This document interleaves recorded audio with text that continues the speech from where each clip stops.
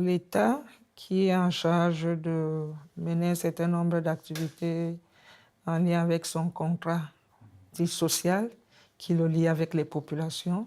Ça veut dire qu'il doit garantir l'accès aux services sociaux de base pour les populations, est complètement à l'abandon de cette mission principale qui est la sienne. Et aujourd'hui, donc, face à cet abandon, les gens en ont marre. Et quand les gens veulent prendre la parole pour protester, on est menacé, on est taxé de terroristes, on est emprisonné, on est battu, bastonné par les forces de l'ordre. La gouvernance était supposée accélérer le processus de décentralisation. Ce processus de décentralisation est disponible au sein du discours politique, mais son application n'est pas ce qu'on attend de l'État camerounais. Ce qui fait que toutes les décisions sont prises au niveau central. Les régions subissent les décisions qui sont prises par les gouvernants et quand bien même elles sont prises, elles ne respectent pas ou ne tiennent pas compte des priorités des populations. On a aujourd'hui la situation de la zone dite anglophone. Mais le problème qui se pose dans la zone anglophone, c'est un problème général. Quand tu regardes République du Cameroun, en anglais en dessous, Republic of Cameroon. C'est la République du Cameroun qui est en gros caractère. République of Cameroun est en petit caractère. Ça frustre les gens. Les postes de responsabilité sont occupés par des francophones.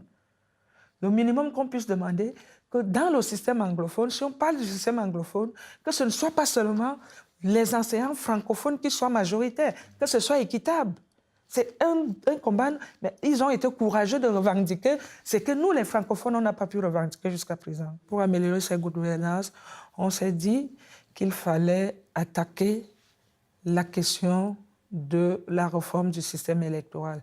Parce que parler de démocratie, pour arriver à avoir un système démocrate, il faut assainir le dispositif qui est la pièce maîtresse de la tenance démocratique.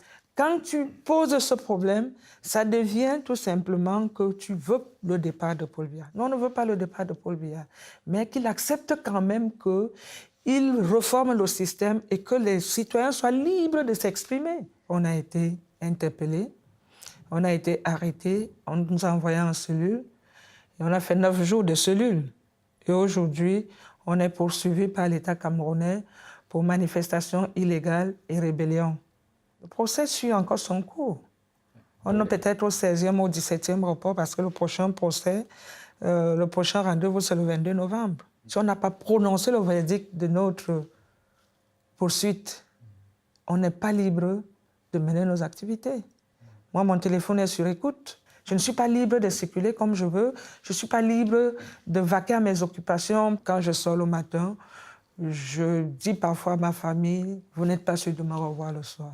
Et au sein de la famille même, c'était très compliqué d'engager un discours autre que celui qu'ils ont souvent l'habitude d'entendre. J'ai souvent eu un échange avec mon petit frère qui me dit, attention, toi tu es une personne sacrifiée, mais protège-nous. Quand tu te lances dans cette lutte, ça signifie que tu exposes, nous, ta famille. Et je leur dis, moi, j'ai choisi une voie qui est la mienne pour un intérêt général. À vous de voir quels sont les choix qui sont meilleurs pour vous.